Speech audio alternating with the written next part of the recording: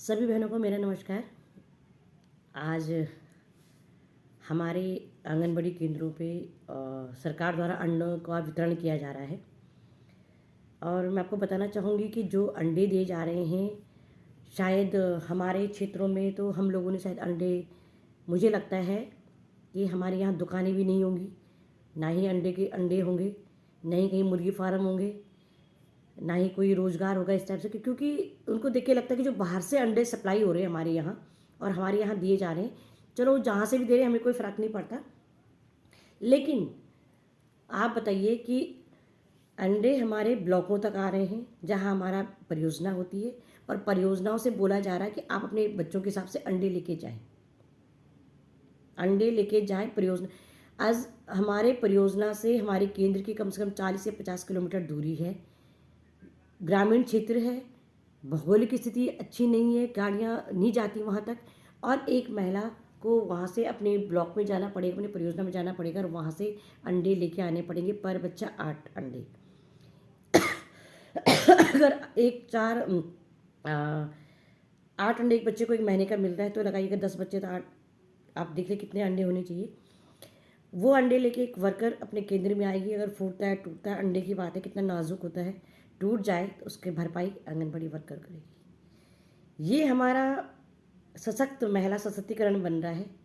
मैं सरकार से बोलना चाहूँगी कि आप इस तरह के अंडे, हम अगर आपको करना ही है तो पैसा हमको दे दीजिए। आप भी आंगनबाड़ी वर्कर को लेने के लिए बोलें कि हमारे क्षेत्र में भी दुकानें होंगी, हम उस दुकान से ले लेंगे उस अंडे को, लेकिन हम उस अंडे को लेने के लिए परियोजना में नहीं लगा सकते चक्कर, क्योंकि हमारा किराया भाड़ा, जब हम इतने अंडे वहाँ से पकड़ के बड़े सेफली घर तक लाने पड़ेगा और आज बोला जा रहा है कि अगर टूटते फूटते तो वो अंडे की जिम्मेवारी तुम्हारी होगी। बताइए ये किस तरह का शोषण किया जा रहा है आंगनबाड़ी वर्कर का।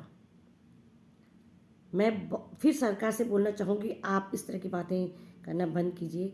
ये अंडे देने ही हैं आपको, तो आंगनबाड़ी वर्कर को अगर आपको जिम्मेदारी दी है तो आप उसको बोल दीजिए अपने क्षेत्र में अंडे लीजिए। एक जो बेरोजगार हमारे क्षेत्र में एक दुकान खोल के बैठा होगा, कम से कम उसकी भी भरपाई हो जाएगी, उसका रोजगार भी चल जाएगा कुछ अंडों से। लेकिन आप ये थोपना बंद कीजिए, आंगनबाड़ी बहनों का शोषण करना बंद कीजिए प्लीज़। मैं हाथ जोड़ के बोलती हूँ सरकार से कि आप ये देना बंद कीजिए।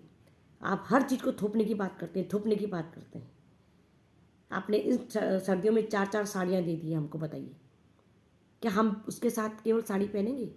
क्या हम उसके साथ ब्लाउज नहीं पहनेंगे, पेटीकोट नहीं पहनेंगे? अरे 4 साड़ियाँ एक साथ नहीं देते और हमको एक ब्लाउज, एक पेटीकोट, एक स्वेटर दे देते।